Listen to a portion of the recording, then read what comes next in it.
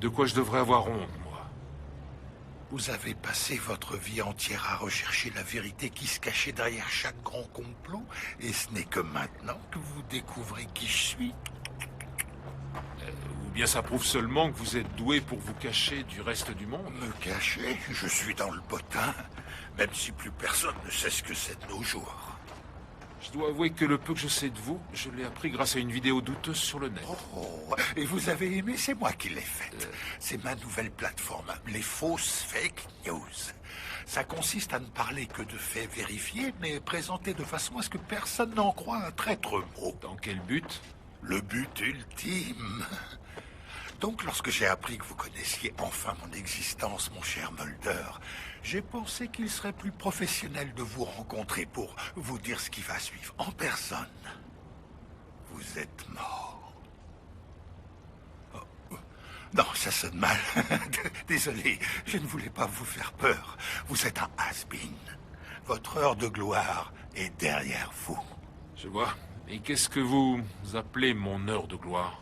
Eh bien, c'est une période au cours de laquelle les gens de pouvoir pensent qu'ils peuvent garder leurs secrets, et ils sont prêts à faire tout ce qu'ils peuvent pour que ça continue.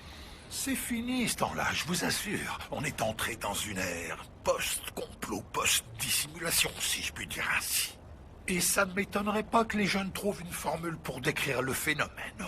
Poco, par exemple. On les entendra dire « Oh, c'est trop beau. » Là, vous regretterez vraiment de ne pas être mort. Tant que la vérité éclate, ça me va. Personne n'en a grand-chose à faire que la vérité éclate. Parce que le public ne sait même plus ce que le mot vérité signifie. Comment ça? Eh bien, je pense que les gens ne sont plus capables de faire la différence entre ce qui est vrai et ce qui est faux. Je crois qu'il y a toujours une vérité objective, une réalité objective. Oui, alors... Revenons à l'effet Mandela, par exemple. Eh bien, dans le temps, je ne serais jamais venu ici et je vous aurais jamais avoué que je suis tout à fait capable de modifier la mémoire collective. Cela aurait voulu dire que je pouvais aussi contrôler le passé. Et si c'est exact, alors comme le disait Orson Welles, celui qui contrôle le passé contrôle le futur. C'est George Orwell qui disait ça. Pour le moment. Enfin bref. Le plus important, c'est que je peux vous parler de tout ça ouvertement, parce que je me fiche que quelqu'un nous entende. De toute façon, personne ne saura s'il doit y croire ou pas. Pour être honnête, moi j'y crois pas une seconde. Bien, pensez ce que vous voulez, c'est ce que tout le monde fait déjà de toute façon. Vous ne faites que prouver ce que je dis, crétin. Quoi? Mais je dois avouer que vous avez raison. Je ne peux en effet manipuler l'esprit de personne. Et puis entre nous, je n'en ai pas vraiment besoin. Il suffit seulement que quelques-uns soient convaincus que c'est possible. Ensuite, il ne me reste plus qu'à semer les graines de l'incertitude. Tout ce qu'il faut en réalité, c'est un ordinateur. C'était ça votre but, la propagation de fausses informations sur le net? Peut-être bien. Vous savez, notre président actuel a dit quelque chose d'une grande profondeur. Il a dit « Personne n'en a la certitude ». À quoi faisait-il allusion? Qu'est-ce que ça peut faire?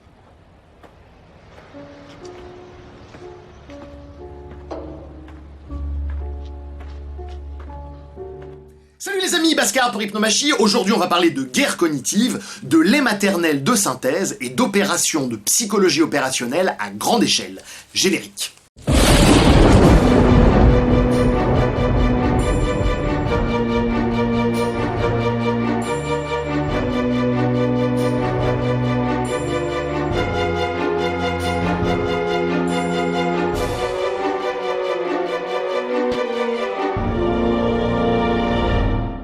Comme le disait un célèbre physicien du XXe siècle, je méprise profondément ceux qui aiment défiler en rang sur de la musique. Ce ne peut être que par erreur qu'ils aient reçu un cerveau. En effet, pour ce faire, la moelle épinière suffirait amplement. Alors j'ai bien conscience que cette citation est un petit peu lapidaire, un petit peu cynique, voire même agressive pour commencer. Cette vidéo dont l'idée m'a été donnée par une récente intervention du PDG de Pfizer, Albert Bourla, qui s'exprime en ces termes. It is basically a biological chip that it is in the tablet, and once you take the tablet and dissolves into your stomach, sends a signal that you took the tablet. So imagine the applications of that, compliance. Compliance, c'est un terme de la psychologie de la manipulation. Hein. La compliance, c'est l'obéissance, l'aliénation, c'est consentir à une forme d'aliénation dans un processus d'influence, dans un processus manipulatoire, dans un processus de psychologie sociale. Si vous voulez, la compliance est au soft power, ce que la soumission est au hard power, et à l'usage de la force brute. Rotation. Tibia. D'accord? Vous avez bien compris que là, je peux sauter une rotule et m'extraire. C'est tellement facile. The insurance companies to know that the medicines that patients should take, they do take them. It is fascinating what happens in this field. Donc là, les amis, le PDG de Pfizer, si vous lisez vaguement entre les lignes, est simplement en train d'assumer qu'à court ou moyen terme, il a la velléité de vous manipuler. Et c'est vrai que ces différentes stratégies d'influence, de soft power, de psy-ops, psychologie opérationnelle, ont l'avantage par rapport aux vieilles techniques du fascisme autoritaire à papa et de l'usage de la force brute de passer sous le seuil de conscience, ce qui fait que justement, sous le seuil de conscience, c'est beaucoup plus difficile, évidemment, vous le savez, de résister à un processus de manipulation quand on n'est même pas conscient qu'il a lieu. C'est tout ce qui est nudge et compagnie. Bon bref, vous connaissez ça par cœur si vous êtes un assidu de la chaîne. Les méthodes plus autoritaires ont un certain nombre d'inconvénients, ce qui fait qu'elles tombent largement en désuétude lorsqu'on parle de contrôle de population. C'est que lorsque on est en train de vous agresser directement, vous le sentez, vous le savez, vous pouvez vous y opposer frontalement. Et quand bien même on vous menacerait de mort, il suffit que vous ayez une colonne vertébrale, que vous ayez des valeurs, que vous ayez des principes, ou même simplement 2 doigts de courage, voire d'inconscience, et vous pouvez résister à ce type de manipulation. Comme le dit le proverbe arabe, menacer le brave de mort, c'est un petit peu comme menacer le canard de la rivière. The highest art of warfare is not to fight at all, but to subvert anything of value in the country of your enemy, until such time that the perception of reality of your enemy is screwed up to such an extent that he does not perceive you as an enemy. That's the ultimate purpose, the final stage of subversion, after which you can simply take your enemy without a single shot being fired, if the subversion is successful. This is basically what subversion is.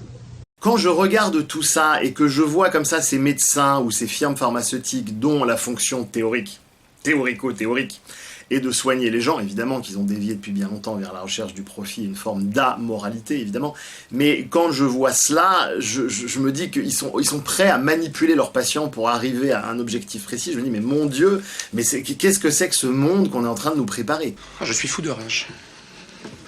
Regardez-moi ça. J'arrive même pas à plier correctement une serviette.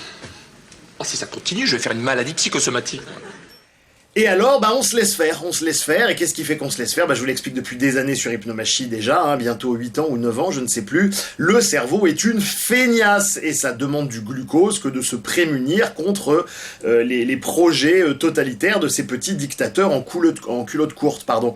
Et j'ai une petite idée que j'aimerais partager avec vous, voilà, je vous la soumets. Je me demande si ça ne serait pas une bonne idée, afin de maintenir un petit peu vivace la vigilance de nos concitoyens contre ce genre de petits dictateurs, de faire exactement la même chose qu'ils font dans les aéroports. Vous savez, lorsque vous allez à l'étranger, vous passez comme ça vos valises, vos affaires dans une espèce de scanner à rayon X qui va donc détecter s'il n'y a pas des armes, des pistolets, des grenades, des couteaux à l'intérieur de vos effets personnels. Eh bien, figurez-vous que les logiciels comme ça de reconnaissance de scanning introduisent à peu près toutes les 20 minutes un faux positif. C'est-à-dire que vous allez avoir littéralement un pistolet comme ça qu'on va surimposer au contenu de vos bagages, pour que la personne en charge justement de la surveillance se réveille et se dise « Wow, qu'est-ce que c'est ?» Dans ces cas-là, elle doit appuyer sur un bouton, c'est la procédure. Si c'est un faux positif, le faux positif disparaît, et donc la personne se dit « Ah ok, c'était un faux positif ». Et si jamais ça n'apparaît pas et que ça n'était pas un faux positif, alors on déclenche la procédure d'interpellation policière habituelle. C'est un dispositif que je trouve assez ingénieux, puisqu'effectivement, ça ne doit pas arriver tous les jours qu'un individu essaie de faire passer un gros couteau Bowie ou un Six Sauger à l'intérieur justement d'un avion. Peut-être même un avion, je sais pas, j'ai pas essayé, mais je pense. J'ai toujours été passionné par les armes à feu, moi, c'est ma passion depuis que je suis toute gamine. Et cela permet donc de maintenir vivace une espèce de vigilance chez les professionnels qui, il reste des hommes malgré tout, auront naturellement tendance à s'assoupir avec le temps. Et ben je me demande si ça ne serait pas une bonne idée d'introduire ce genre de faux positifs dans les groupes humains afin de maintenir une espèce de vigilance vis-à-vis donc de ces dictateurs ou de ces proto-dictateurs. Je crois à la verticalité du pouvoir politique. Elle n'empêche pas le travail de conviction, de confrontation, mais je crois à une forme de verticalité qui n'existe plus. Et donc pour moi, l'horizontalité complète dans laquelle on vit, où toutes les idées se valent, où toute chose se vaut, c'est la défaite de la pensée. Et potentiellement la paralysie de l'action. Alors, évidemment, quand je parle d'introduire comme cela de la vigilance, je ne parle pas de nos sociétés contemporaines, rationnelles plafonnées, démocrates, social-démocrates. Je n'ai absolument aucun espoir pour ces sociétés qui sont vouées à s'écrouler. Mais, en revanche, pour des gens qui vivent dans des collectifs, dans des éco-villages ou dans des collectifs ayant accès à des paradigmes, à des niveaux de réalité transrationnels, c'est quand même une idée que je vous soumets. Elle est extrêmement intéressante. D'une part, ça empêche la structure de dévier, en maintenant un petit peu d'entropie. C'est-à-dire, plutôt que de vivre comme ça dans un environnement où tout n'est qu'amour, tout n'est que bisounours, en théorie, parce que si jamais vous vivez dans ce genre de collectif, vous savez très très bien que ça c'est la théorie, et qu'en pratique c'est des heures et des heures et des heures de CNV, de cercles restauratifs, de temps d'écoute, de partage, de machin, pour réussir à maintenir l'harmonie dans le lieu. C'était chaleureux, c'est d'ailleurs un moment qui est toujours un moment très amical, donc en général. C'est pas gagné du tout. Donc en fait, on ne perd pas grand-chose en fait. Cela dispose donc de plusieurs avantages. D'une part, ça vacherine le groupe. Oui, j'ai certains mots que je peux pas dire parce que sinon le robot YouTube il me repère. Ça vacherine le groupe contre les prises de pouvoir de certains membres donc du dit collectif qui voudraient recréer une espèce de petite pyramide de dominance à l'intérieur de ce genre de collectif. Et puis ça introduit aussi une distance. C'est-à-dire que si vous êtes comme ça dans un groupe harmonieux et qu'à un moment donné il y a quelqu'un qui fait une grosse prise de pouvoir, et bien plutôt que de le prendre personnellement, d'être trigger et de se dire « Ah, qu'est-ce que c'est que ça, qu'est-ce que c'est que ça ?» Et bien peut-être on peut se dire « Ah, mais attends, on s'était dit qu'il y avait un membre du groupe tiré au sort qui ferait une prise de pouvoir comme ça tous les trimestres, et bien c'est peut-être celle-là. » Et du coup, vous voyez, tout de suite, il y a une diffusion de l'aspect limbique qui vous prend à la gorge tout de suite. Il y a une espèce de pondération, on peut utiliser son système 2, son système pondéré, son néocortex pour « Attends, est-ce que ce serait ça ?» Et où c'est ça? Et donc dans ces cas-là, ça veut dire que les anticorps ont bien fonctionné et on va pouvoir gérer ça de façon intelligente. Et puis, si jamais c'était vraiment une espèce de friction comme ça, ou de début de clash entre plusieurs membres du collectif, et ben ça a l'avantage de rentrer dans la résolution du conflit sur la base de son néocortex, sur la base d'une pensée pondérée, et pas sur la base de quelque chose qui fait comme ça. Voilà, je trouve l'idée excellente, je vous la soumets, faites-en ce que vous voulez. Le sort de la Terre va dépendre de vous. Pardon. Bref, vous commencez peut-être à comprendre que les élites sont en train, depuis plusieurs générations, de faire une forme d'ingénierie génétique et d'ingénierie culturelle. Et ils encouragent ainsi l'émergence d'individus plus malléables et plus faciles à contrôler. Ils traitent les individus comme des objets, conformément à l'idéologie gnostique dont nous avions déjà parlé dans la vidéo 42. Si vous ne savez pas ce que c'est, je vous invite à d'abord aller voir cette vidéo. Ce qu'ils ne perçoivent pas, malheureusement, c'est que dès que l'on traite autrui comme un objet, eh bien, ipso facto, directement, c'est une forme de choc en retour, quelque part, l'on s'aliène soi-même de sa propre humanité. Traiter autrui comme un objet, cela revient, que l'on le veuille ou non, à se traiter soi-même comme un objet. C'est une longue histoire qui fait que l'homme progressivement cesse d'être un homme pour devenir un objet et devenir un artefact. Un surhomme, une sorte de surhomme. Un objet, parce que la seule chose qui est immortelle, c'est l'objet. Nous sommes mortels, la table ne l'est pas. Et donc la seule façon de devenir immortel, c'est de devenir un objet. Et donc la grande tentation du transhumanisme, c'est progressivement, en nous faisant avoir progressivement des prothèses, de nous transformer en cyborg. Mais d'éliminer l'humanité. Mais la première étape n'est pas commencé. celle-là. La première étape est de garder un corps biologique pendant quelques siècles et quelques millénaires et d'augmenter nos capacités par l'ingénierie génétique. Vous n'avez peut-être pas suivi ça, mais les progrès qui ont été faits dans les technologies pour modifier notre ADN sont stupéfiants depuis 6 mois. La semaine dernière, on publiait la réussite d'une expérimentation avec 62 manipulations génétiques sur une cellule. 62 manipulations génétiques. Notre capacité à changer notre ADN, à changer nos chromosomes, va être totalement illimitée et à coût très bas dans les décennies qui viennent. Parce que le coût des manipulations génétiques est en train de s'effondrer comme le coût des microprocesseurs. Nous avons une croissance explosive de notre capacité à changer notre nature biologique dans les décennies qui viennent, et ça va être révolutionnaire. D'ailleurs, pour la petite anecdote, vous aviez l'OCDE qui avait évalué, donc en France, quelle était la valeur monétaire d'une vie. En France, un individu, la valeur estimée d'un individu, c'est de 3 millions d'euros environ. Donc ça veut dire qu'on estime qu'en moyenne, évidemment, donc les individus pourront produire, apporter comme richesse aux autres individus pour l'équivalent d'à peu près 3 millions d'euros donc tout du long de leur vie, une fois déduits les frais médicaux, les frais d'éducation, d'entretien, etc., etc. Si vous lisez entre les lignes, là encore, j'ai bien dit en France, ce qui sous-entend, dans leur vision du moins, mais ce n'est pas étonnant, que toutes les vies n'ont pas la même valeur. Voilà. Je ne juge pas cela, hein. Je ne sais pas d'ailleurs si toutes les vies ont la même valeur ou pas, puisque celui qui donne la valeur, c'est celui qui regarde. La valeur n'est pas inhérente à la chose observée, je me contente simplement de mettre à plat les présupposés, si vous voulez, qui ne sautent pas forcément aux yeux si jamais on écoute ces données d'une oreille inattentive. En fait, cette approche utilitariste provient d'un surdéveloppement de l'hémisphère gauche. C'est typiquement la conséquence d'un apprentissage approfondi dans les écoles d'ingénieurs, dans les cursus en mathématiques, en informatique. En fait, au-delà d'une discipline, dans ces écoles, on s'y façonne littéralement le cerveau. Cela permet évidemment d'effectuer certaines tâches beaucoup plus rapidement et plus facilement. C'est exactement tout l'intérêt de la spécialisation, vous me direz. Mais comme toute spécialisation, cela implique aussi justement l'inhibition d'autres types de capacités dès qu'on va sortir en gros du mode de pensée qu'on pourrait appeler le problem solving. En gros, le fait d'être orienté, solution, résolution de problèmes. J'ai un business à faire tourner.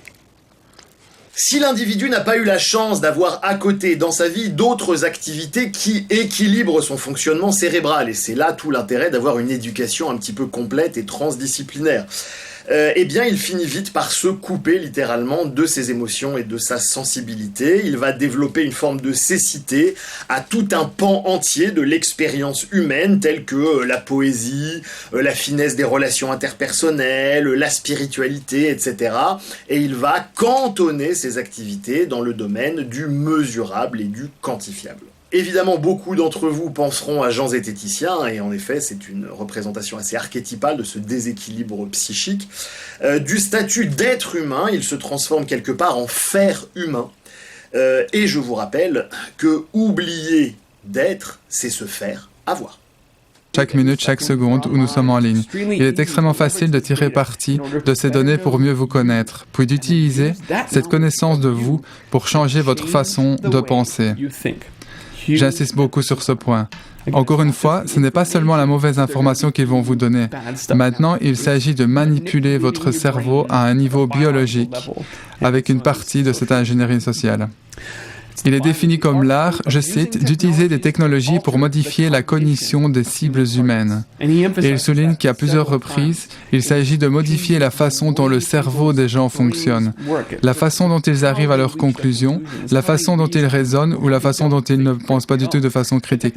Ces technologies intègrent désormais les domaines du NBIC, des nanotechnologies, des biotechnologies, des technologies de l'information et des sciences cognitives. Tout cela forme un cocktail très dangereux avec lequel nous pouvons manipuler votre cerveau, mettre le tout dans un chaudron avec des queues de rat, des yeux de chauve-souris et remuer le tout. Et voilà. L'OTAN a maintenant sa nouvelle génération de guerre cognitive. Vous pouvez avoir une représentation ici sur son PowerPoint.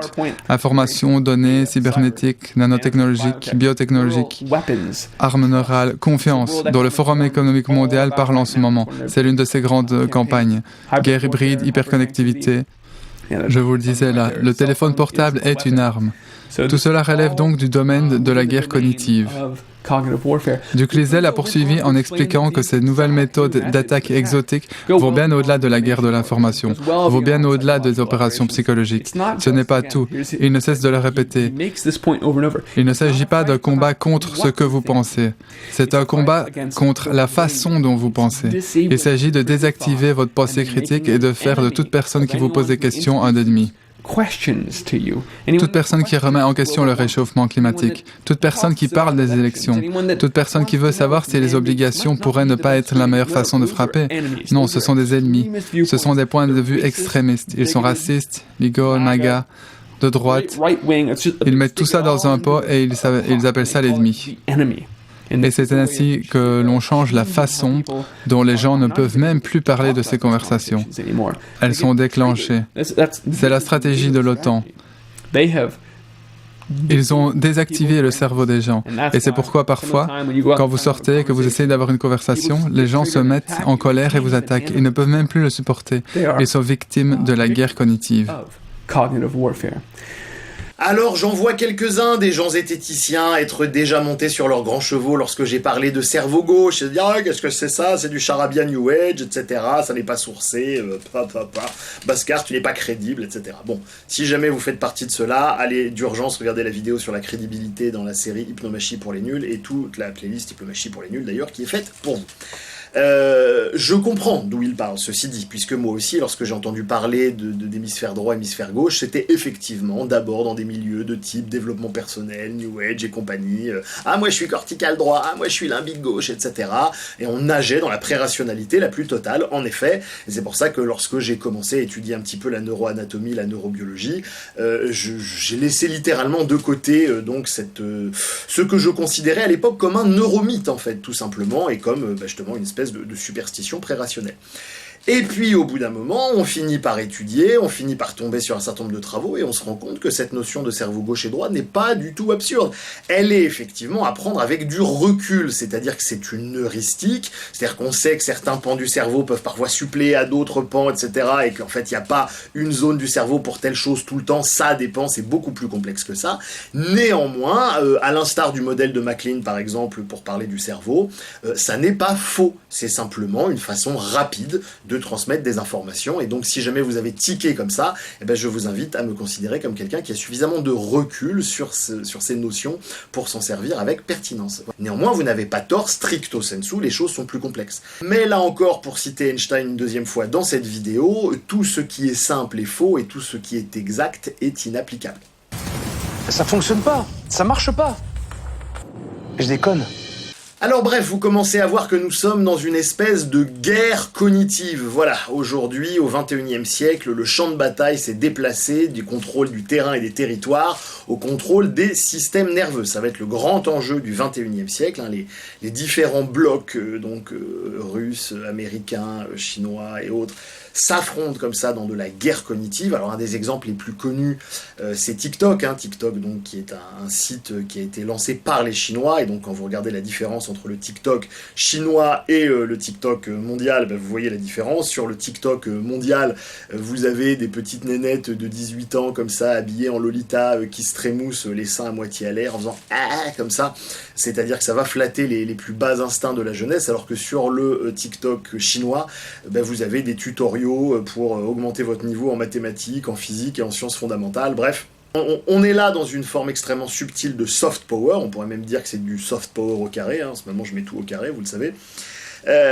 Et c'est extrêmement intéressant parce que cela permet de penser la mondialisation. Comment est-ce que la mondialisation est en train de se dérouler? Outre le fait là que récemment les Russes ont déclaré qu'ils allaient prendre énormément de pincettes et probablement sortir d'énormément de traités internationaux, justement parce qu'ils ont compris qu'il y a plusieurs points d'équilibre de nage dans un système, et que les Américains comptent bien imposer leur point d'équilibre de nage, tout comme le démocrate moyen impose en réalité sa propre subjectivité, tout au nom du bien commun. Enfin, je ne vais pas revenir là-dessus sur ces points qui ont déjà largement été traités sur la chaîne. Je voudrais simplement vous amener à un petit point de réflexion. C'est que, qu'est-ce que c'est que l'international? Plus il y a des échanges marchands internationaux, plus on a des éléments d'autres cultures qui arrivent. Aujourd'hui, vous pouvez manger des sushis, des pizzas dans à peu près toutes les grandes villes du monde. Bon. Une culture, c'est un ensemble de mythes, un ensemble d'habitus qui vont permettre aux individus de communier ensemble et d'avoir des relations fécondes, rapides, simples et faciles. Voilà. Le but d'une culture, c'est de fluidifier les échanges et de diffuser l'angoisse vis-à-vis des inconnus, de sorte à pouvoir mélanger les ressources. Bon. Une culture, vous le savez aussi, on en a parlé dans la vidéo sur les nexus, une culture, ça a forcément des nexus. Voilà. Les nexus, pour faire simple, pour ceux qui n'ont pas vu la vidéo sur les nexus, ce sont des impensés et des choses qu'on ne doit pas réfléchir, qu'on ne doit pas explorer psychiquement, mentalement ou même dans les faits, sous peine d'être banni. Voilà, c'est une notion proche de la notion de tabou, si vous voulez. C'est pas exactement synonyme, mais c'est proche. Bref. Donc à partir du moment où toute société a ses nexus, se pose la question de comment s'organise un agrégat de culture pour arriver à une forme d'interculturalité. Or, actuellement, ce que nous sommes en train de faire, c'est que nous sommes en train de, littéralement, d'agréger, en même temps qu'on agrège les cultures, on est en train d'agréger les nexus. C'est-à-dire là où avant on avait 2-3 nexus dans notre société, hein, voilà, en gros, le mec avec une moustache, vous savez, qui fait comme ça, là, voilà, celui-là, je le nomme même pas à cause de l'algorithme YouTube, hein, mais en tout cas, voilà, ce mec-là, voilà, faut pas en parler, si on traite quelqu'un de ce mec-là, ça veut dire que c'est vraiment, c'est bon, terminé, le débat est terminé, etc. Mais là, maintenant, avec les autres cultures, on va prendre leur nexus et on va se surajouter des tonnes de nexus, des tonnes de nexus et des tonnes de nexus. Je sais pas vous comment vous sentez la chose, mais à mon avis, on va finir littéralement engoncé dans une espèce de prison qui sera certes politiquement extrêmement correct, mais qui n'aura plus rien de fluide, plus rien de facile, puisqu'on va littéralement résumer les interactions au plus petit dénominateur commun possible entre les individus. C'est un assèchement, c'est un tarissement littéralement de la richesse, alors qu'on aurait été en droit de penser l'interculturalité sous un autre angle. L'avantage, quand on dit les voyages forment la jeunesse, c'est formidable, c'est quand tu vas dans une autre culture, eh ben on te montre que tes nexus de ta culture initiale, et ben en fait ils sont pas si absolus que ça, et donc tu gagnes de la liberté intérieure, et toi-même tu es capable d'observer avec discernement et avec recul les nexus de la nouvelle culture que tu es en train à laquelle tu es en train de t'acclimater. Donc c'est vraiment prendre le rapport à l'autre par le plus petit bout de la lorgnette, et c'est là où on voit que cet internationalisme-là, cette interculturalité-là, que les gauchistes appelleront néolibéral, sachant que c'est une connerie le terme néolibéral, mais comprenez ce qu'ils veulent dire, cette internationalisation donc du capitalisme de connivence, va se muter de plus en plus en un rétrécissement de l'horizon conceptuel des habitants partout sur la planète, au nom de l'altérité, évidemment. Et ça, c'est une forme de guerre cognitive. Ça, c'est une façon de façonner les cerveaux pour rendre les gens plus malléables. Vous avez énormément de travaux qui montrent qu'on commence à avoir suffisamment de recul sur les facteurs génétiques, culturels dans différentes sociétés pour commencer comme ça à pouvoir cherry-picker quel est l'être humain du futur qu'on a envie de créer pour créer une bonne race de soldats esclaves. Aujourd'hui, si vous regardez par exemple les travaux de Philip Rushton, on a des indicateurs qui montrent justement le lien entre par exemple la population négroïde et le fait qu'ils aient moins d'inhibiteurs de la testostérone, ce qui entraîne plus de passage à l'acte, ce qui explique aussi qu'ils soient surreprésentés carcéralement, justement, notamment aux États-Unis, mais pas uniquement. Attention, dire qu'il y a des facteurs analytiques, ça ne dédouane pas les facteurs systémiques. Attention avec ça. Lorsque l'on dit qu'il y a des facteurs analytiques, il ne faut pas entendre absence de facteurs systémiques. Ça, c'est très important. Toutes les personnes qui sont trop polarisées politiquement risquent de l'entendre comme ça, parce que leur cerveau limbique est suractivé par la polarisation politique, justement. Mais ça, ce sont des biais. On sait justement que ces personnes ont une tendance à la violence donc supérieure aux autres, qu'à l'inverse les Asiatiques vont beaucoup moins passer à l'acte là-dessus pour d'autres raisons. Vous avez Rie et Waldman par exemple en 2002 qui arrive à établir que la violence justement serait à 40% d'origine génétique. L'on connaît maintenant l'impact sur le fonctionnement des populations de certains gènes, notamment le fameux gène DRD4 dont je vous ai déjà parlé, qui code donc la réception à la dopamine.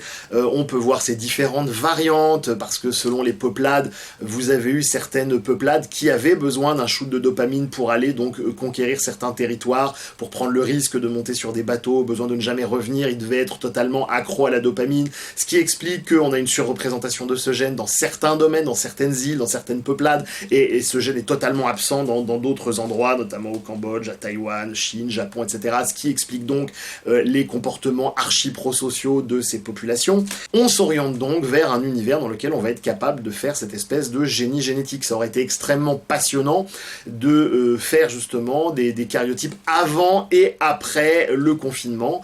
Je ne sais pas si ça a été fait, en tout cas si ça a été fait, n'hésitez pas à me mettre les sources dans les commentaires de la vidéo, je lirai cela avec plaisir parce que je trouverais ça absolument passionnant de voir l'impact sur l'expression de nos gènes en termes épigénétiques du fait de rester sans contact humain et enfermé comme ça pendant 2 ans. Donc, si vous voulez, plus vous comprenez les êtres humains comme ça en termes de déterminisme génétique et de déterminisme hypnotico-culturel, plus vous avez énormément de coups d'avance qui va vous permettre de savoir à qui vous avez affaire et donc de pouvoir anticiper ses actions et de rester le dominant dans un mind game, en fait. C'est pas très compliqué. Non, vu comme ça, c'est pas très compliqué, mais bon, j'ai pas tout compris. Comprenez bien que nous avons environ autour de 35 000 décisions à prendre chaque jour, et que sur ces 35 000 décisions en moyenne, seules 0,26% de ces décisions seraient conscientes. Les rêves font de bonnes histoires. Mais le plus important se passe quand on est éveillé. Là encore, 0,26, 0,27, c'est un ordre d'idées, c'est ça qui compte.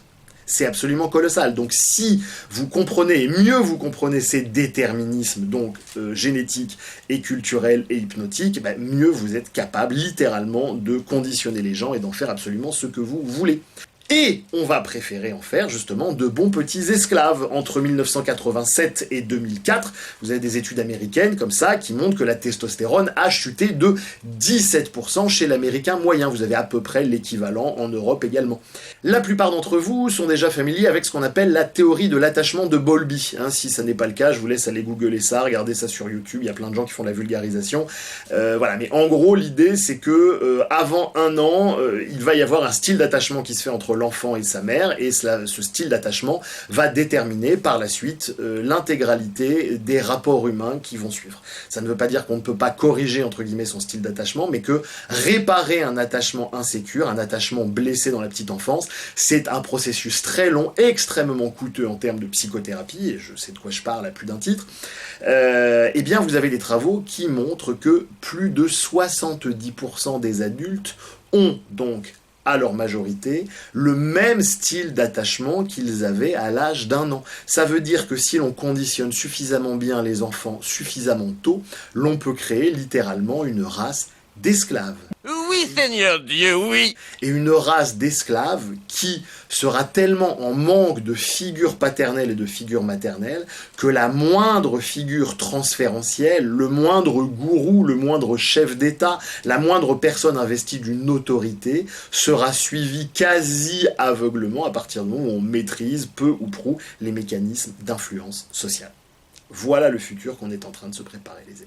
Je suis fière et contente d'être là. Je suis émue parce que ça me fait plaisir de voir tout ce monde-là. Et je voterai et je l'aiderai jusqu'au bout.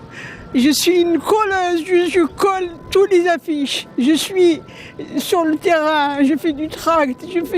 Depuis 2020, je suis là avec la République en marche et je suis vraiment fière. Et j'espère qu'il va gagner. On va mettre les barrages. Ne vous inquiétez pas, on est nombreux juste à l'Isère. On est à 2500 adhérents. Donc, ça fait quand même on est beaucoup, on est nombreux. Regardez le monde, ça fait plaisir. Les jeunes, les vieux, les pas vieux, les handicapés, même les handicapés, ils sont là. Alors, comment il va pas gagner? Il va gagner, Macron, c'est le meilleur des meilleurs. En outre, nous savons également que rester suffisamment de temps dans une position de dominance ou de soumission éthologique modifie littéralement également notre ADN. Vous avez des gens comme ça, lorsqu'ils ont des promotions importantes en termes de statut social, voient certains gènes inhibés et d'autres activés. C'est-à-dire que ça y est, nous sommes arrivés à une compréhension, si elle n'est pas exhaustive, qui est largement suffisante pour soutenir donc des projets comme ça de mise en conformité de centaines de millions d'individus dans un système de caste. Et dans un système de caste qui va être relativement bien verrouillé par une forme de neuromarketing. Oh non, c'était un piège, personne n'aurait pu le prévoir. C'est André Malraux qui disait « Une civilisation me paraît se définir à la fois par les questions qu'elle pose, mais aussi par celles qu'elle ne pose pas. » Je crois qu'il serait grand temps de se poser quelques questions concernant l'éthique de ce genre de futur que nous sommes en train de laisser à nos enfants. Parmi les idées que Jacques Attali avait mentionnées il y a quelques années, il y a justement celle de littéralement séparer les enfants des familles le plus tôt possible et les confier à des tuteurs de la République. Alors naturellement, ce sera marketé et brandé au nom de la sécurité. C'est pour le bien de tous. Le bien de tous. Qu'entendez-vous par le bien de tous? Le bien de tous. Pour éviter l'inceste, la pédophilie et autres choses comme ça, comme si les tuteurs de la République étaient naturellement immunisés à ce genre de penchant. Mais ça aura donc l'avantage de créer une génération complète d'attachement à Sécure, favorisant ainsi le pouvoir en place et rendant la République et la démocratie absolument indéboulonnables. Il est d'ailleurs intéressant de noter que Jeff Bezos et Bill Gates ont des startups qui travaillent sur l'élaboration de lait maternel synthétique, mais ça n'a absolument aucun rapport à ce que je viens de vous dire précédemment. Non, c'est uniquement pour lutter contre la faim en Afrique, naturellement. D'abord, ce sont nos amis. Ce sont nos frères, quasiment. Et ensuite, nous exploitons là-bas les mines de diamants, les puits de pétrole, le gaz, l'uranium. Oui. Oui, puis c'est un peu la France. Oubliez ça, Hubert. Oubliez le temps béni des colonies. Ils sont indépendants, maintenant.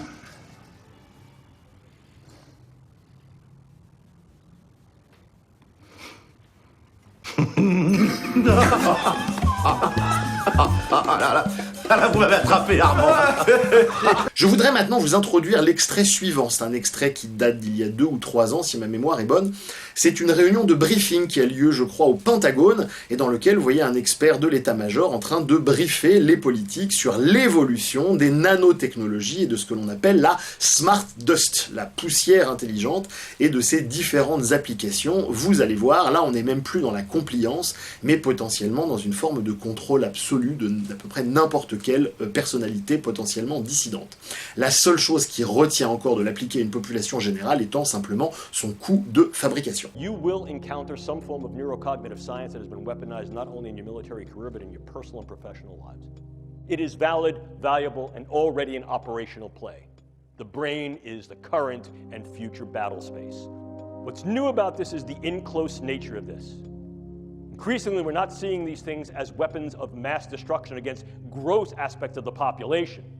More specifically, perhaps, might be targeting individuals on a level that allows either direct attribution or covert engagement with non-attribution. If we talk about what brain science is, let me just give you a little bit of brief background on this field that is now called neuroscience. As a titular field, as a named field, neuroscience has only been in existence for 40 years. I know that because I've been a neuroscientist for about 38 of those 40 years. Increasingly, it is becoming an international, multinational, global, and independently exercised event and endeavor, which increases the capability of the brain sciences to develop not only new theories, but ever more sophisticated tools.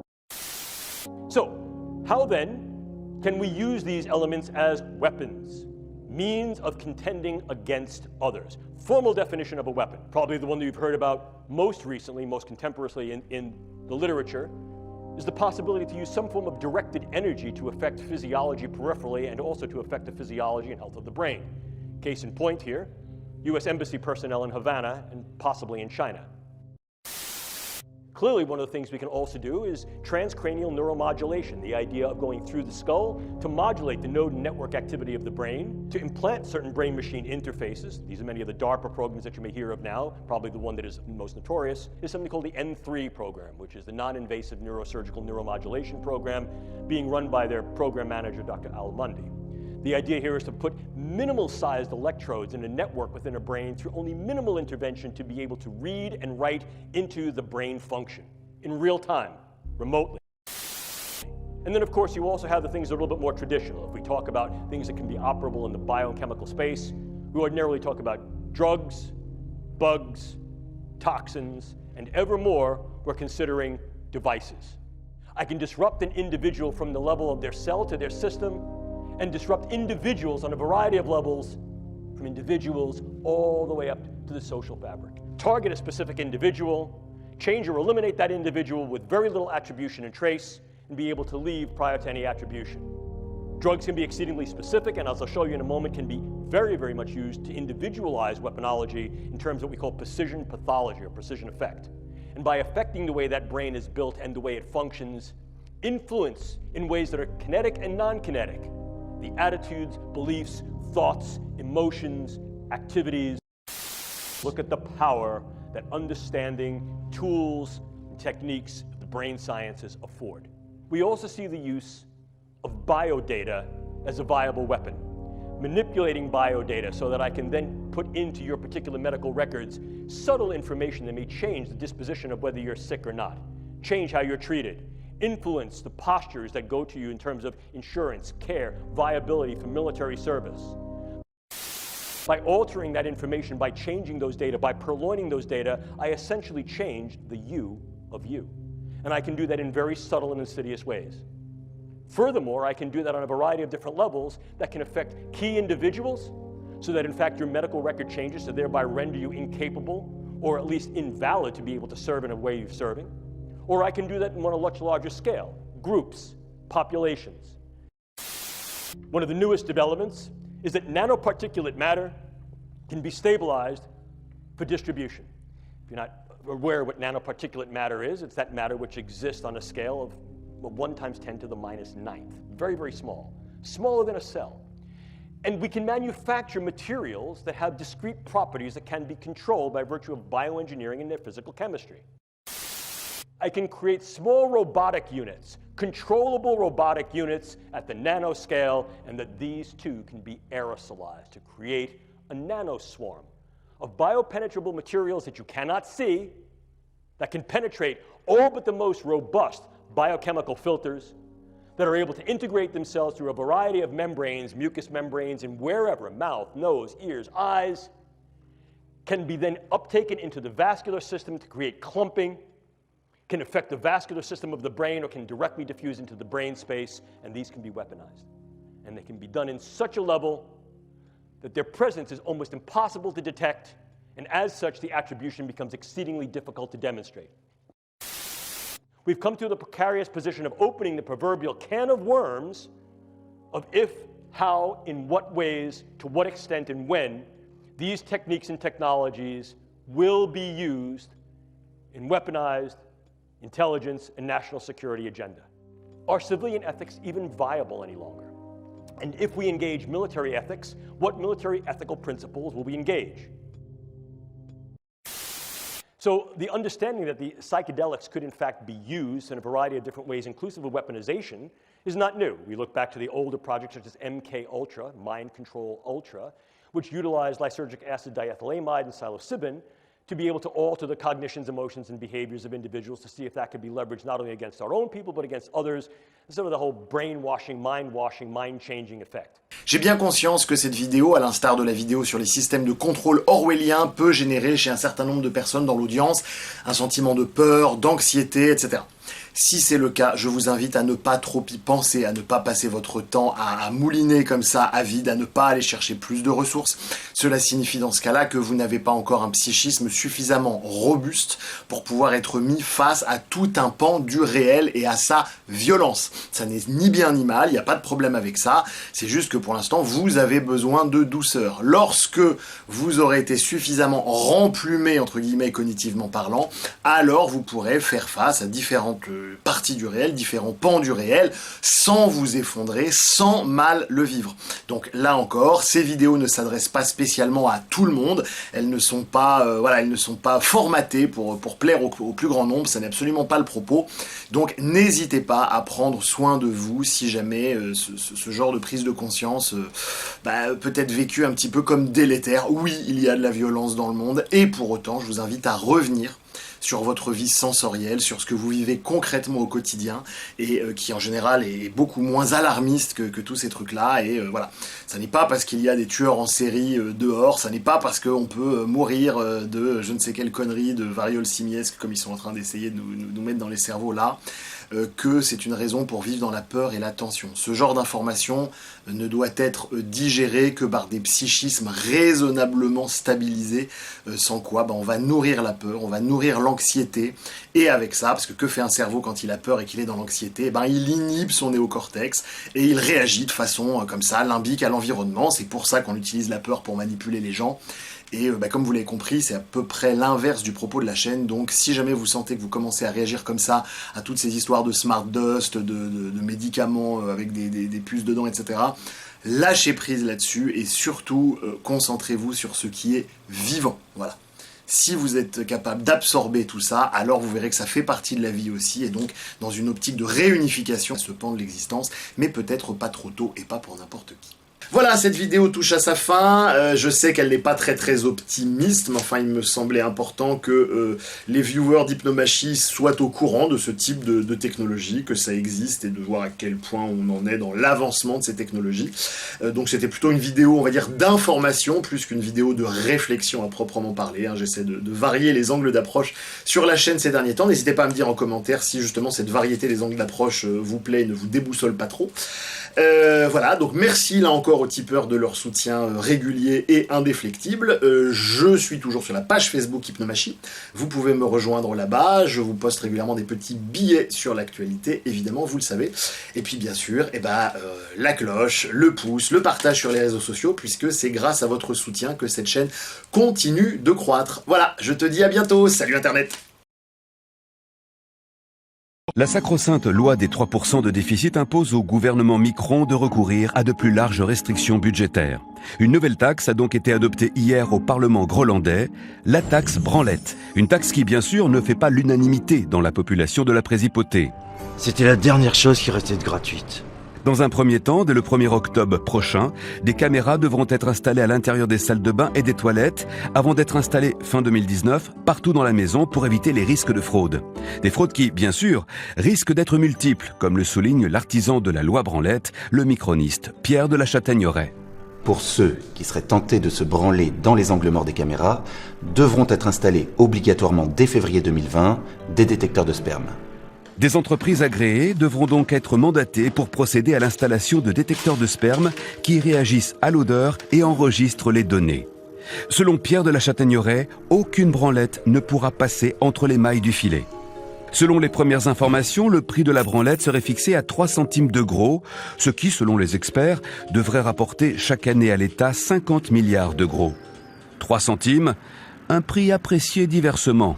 J'ai calculé en tant que célibataire, avec en moyenne 2 branlettes par jour, ça me coûterait quand même 1,80 par mois. Du coup, ce sera ça ou Netflix, il faudra choisir. Je suis mariée, moi ça me coûterait que 48 centimes par mois, mais bon. Je suis pas prêt à y renoncer, je préfère arrêter de fumer. Malgré les oppositions multiples, le rapporteur de la loi indique qu'elle sera appliquée coûte que coûte. Je rappelle que dès son programme, la branlette était une priorité d'Emmanuel Macron.